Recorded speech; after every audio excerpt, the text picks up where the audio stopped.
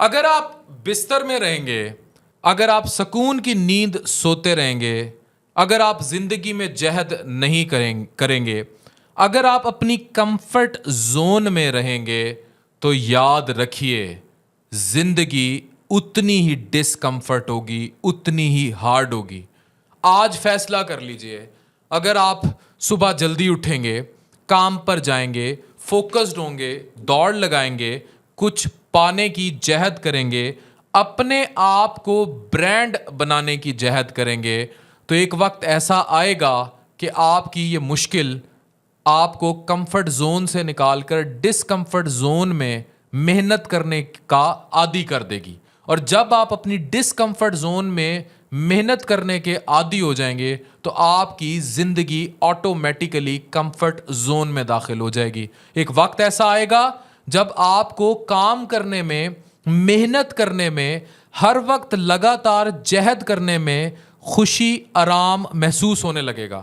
نظر دوڑائیے اپنے ارد گرد ہر کامیاب شخص پر، آپ کو ایک قدر مشترک نظر آئے گی، اور وہ قدر ہے لگاتار محنت، لگاتار جہد، لگاتار کوشش اور ہر وقت مگن رہنا.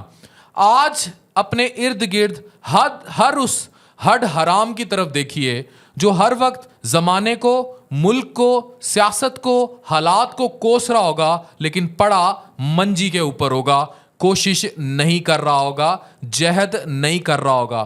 یاد رکھیں، روٹی بھی کھانی ہو تو نوالا توڑنے کے لیے ہاتھ اس کے پاس لے جانا پڑتا ہے. تو اگر آپ چاہتے ہیں کہ آپ زندگی میں ترقی کریں، اس زندگی میں کچھ بنیں، تو آج سے ڈسکمفرٹ زون میں رہنے کے عادی ہو جائیں، مشکل زندگی گزارنے کے عادی ہو جائیں. اگر آپ مشکل زندگی گزارنے کے عادی ہو جائیں گے تو آپ کی زندگی نہ صرف آسان ہو جائے گی بلکہ آپ کہلائیں گے کامیاب انسان. اور میری نظر میں اور ہر انسان کی نظر میں کامیاب وہی ہوتا ہے جو محنت کرتا ہے.